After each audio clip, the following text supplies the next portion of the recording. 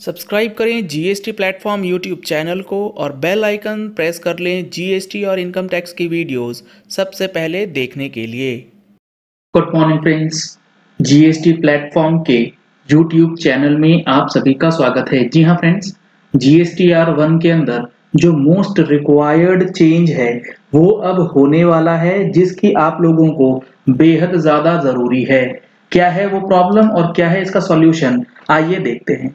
अभी जो ये नया फॉर्म आया है जीएसटीआर 1 का, इसके अंदर जो हमारा टेबल्स है, इसमें जो इनवॉइसेस हम लोग यहाँ अपलोड करते हैं, इस इनवॉइसेस को अपलोड करने के बाद हम लोगों को पहले जो जीएसटीआर 1 दिया गया था उसके अंदर लाइबिलिटी का अमाउंट टोटल यहाँ पर डैशबोर्ड में on the face of GSTR 1 वो दिखा दिया जाता था।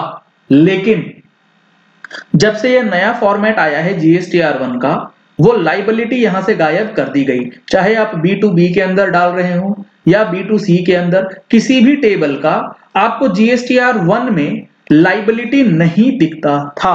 अब इस चीज को देखने के लिए जो हमें प्रोसेस दिया गया था कि आप किस तरीके से उसका डेटा यानी कि टैक्सेबल वैल्यू, टैक्स लाइबिलिटी और टोटल अमाउंट चेक कर सकते हैं, तो उसके लिए एक ऑल्टरनेटिव दिया गया था जिसकी अभी हम लोग बात करेंगे। लेकिन अब यहां पर जीएसटीआर 1 के लिए एक नया रिलीज, एक नया चेंज जो है वो निकल के आया है, जीएसटीआर 1 वर्जन 3.0, जो कि जल्द ही इंप्लीमेंट होने वाला है। इसकी डेट जो रहने वाली है वो रहने वाली है 4 फरवरी 2022, यानी कि 4 फरवरी 2022 से आपको जीएसटीआर 1 में फिर से चेंज देखने को मिलेगा। और इस चेंज के अंदर आपको सबसे बड़ा चेंज जो होगा वो होगा लाइबिलिटी से रिलेटेड। आइए एक बार डिटेल्स में देखते हैं changes and corrections in this release.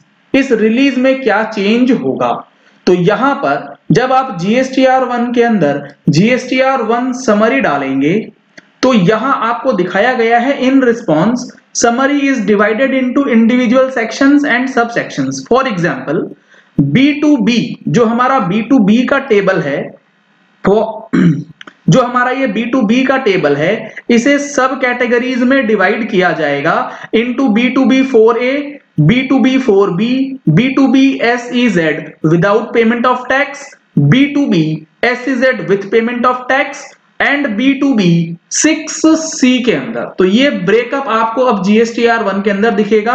Please refer to the response payload. ये चीजें दी गई हैं जो जीएसटी के सॉफ्टवेयर्स डेवलप करते हैं उनको कोडिंग चेंज करने के लिए। Along with the above breakup, अब ये येलो मार्क किया गया है जीएसटीएन की तरफ से, ये इंपॉर्टेंट है। इस ब्रेकअप के साथ साथ consolidated B2B amendment attribute will also be present to keep up the backward compatibility। B2B और B2B अमेंडमेंट, इस दोनों टेबल का एक कंपैटिबल स्टेटमेंट यानी कि एक मर्ज्ड स्टेटमेंट जो है वो भी दिखाया जाएगा, ताकि आपको ये पता लग जाए कि B2B में क्या लाइबिलिटी है और B2B अमेंडमेंट होने की वजह से लाइबिलिटी में क्या चेंज किया जा रहा है।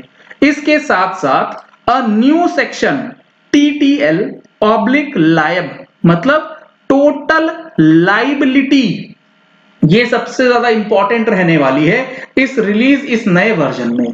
एक नया सेक्शन आपको, एक नया टेबल आपको यहां पर नजर आ जाएगा, TTL लाइबिलिटी, टोटल लाइबिलिटी, जिसके अंदर net liability based on GSTR 1 जो है वो भी आपको दे दिया जाएगा, जिससे आप ये चेक कर पाएंगे कि जो इनवॉइसेस आपने अपलोड किए प्लस जो डेबिट नोट्स आपने अपलोड किए माइनस जो क्रेडिट नोट आपने अपलोड किए हैं, उसमें प्लस हो जाएगा एक्सपोर्ट इनवॉइसेस की लाइबिलिटी, और अमेंडमेंट का जो इफेक्ट है वो अकॉर्डिंगली एडजस्ट होने के बाद नेट लाइबिलिटी का फिगर आपको एक नए टेबल टोटल लाइबिलिटी के अंदर दिखा दिया जाएगा। It will be same as per GSTR 3B auto populated liability। जो फिगर्स GSTR 3B में ऑटो पॉपुलेट होंगी वो आपको GSTR 1 के टाइम फाइल करते समय ही पता चल जाएंगी कि GSTR 1 से क्या फिगर आपके GSTR 3B के कौन से कॉलम में जाने वाली है। ये काफी वेलकम स्टेप, बहुत ही अच्छा नया स्टेप ये जो लिया गया है, जिससे आपको GSTR 1 फाइल करते समय ये पता लग जाए कि GSTR 3B का कौन सा फिगर आपका डिटरमाइन हुआ है on the basis of GSTR 1। Idea is to provide net liability information at the time of filing of GSTR 1 itself। यानी कि जब आप GSTR 1 भरे उसी टाइम आपको पता होना चाहिए कि आपकी लाइबिलिटी 3B में किस हेड के अंदर कितनी बन के आएगी। All amendment sections will now provide total net value, amended value minus original value। जो नेट इफेक्ट है वो आपको अब अमेंडेड वाले टेबल्स में दिखाया जाएगा, ताकि कंफ्यूजन ना हो कि टैक्स बढ़ा या टैक्स कम हुआ। इसको लेकर के काफी कंफ्यूजन पहले रहती थी। अब यहां पर नेट वैल्यू जो है will help in net liability calculation and total reported value will help in reconciliation of uploaded data. क्योंकि जब अमेंडमेंट्स होती है फिगर्स, तो वहां पर ओरिजिनल वैल्यू माइनस जो अमेंडेड वैल्यू है, नेट इफेक्ट इंक्रीज या डिक्रीज अकॉर्डिंगली 3B में एडजस्ट होना जरूरी है। तो ये बेहद ही इंपॉर्टेंट चेंजेस GSTR 1 में होने वाले हैं, जिससे आपको अब GSTR 1 के अंदर थोड़ी रिलैक्सेशन जो है वो मिल सकती है। अब यहां पर होगा क्या, आपने अगर पहले इस चेंज के इंप्लीमेंट होने से पहले GSTR 1 सबमिट किया है तो क्या होगा। For scenarios where user has already submitted और filed the response for summary will be in old format, you may refer version 2.2। अगर आपने पहले सबमिट कर दिया है तो इस पुराने वर्जन के हिसाब से ही डेटा जो है वो पॉपुलेट होगा। तो आप 4 फरवरी तक वेट कर सकते हैं। GSTR 1 जो चेंजेस इंप्लीमेंट होना है वो अप टू 4 फरवरी 2020 किया जाएगा। GSTR 3B के अंदर इंटरेस्ट कैलकुलेशन ऑलरेडी इंप्लीमेंटेड है, जिसकी डिटेल्ड डिस्कशन आपको हमारी अगले महीने की टैक्स मैगजीन में भी देखने को मिलने वाला है, जो कि होने वाला है हमारा बजट एडिशन। क्योंकि 1 फरवरी को आ रहा है बजट, और उसमें जो चेंजेस होंगे वो भी आपको हमारे अगले महीने की मैगजीन में मिलेगा।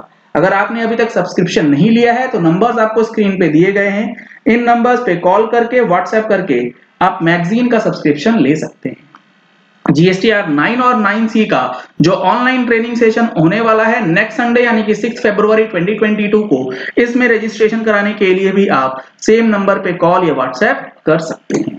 Thank you and have a nice day. Subscribe करें GST प्लेटफॉर्म यूट्यूब चैनल को और बेल आइकन प्रेस कर लें GST और इनकम टैक्स की वीडियोस सबसे पहले देखने के लिए।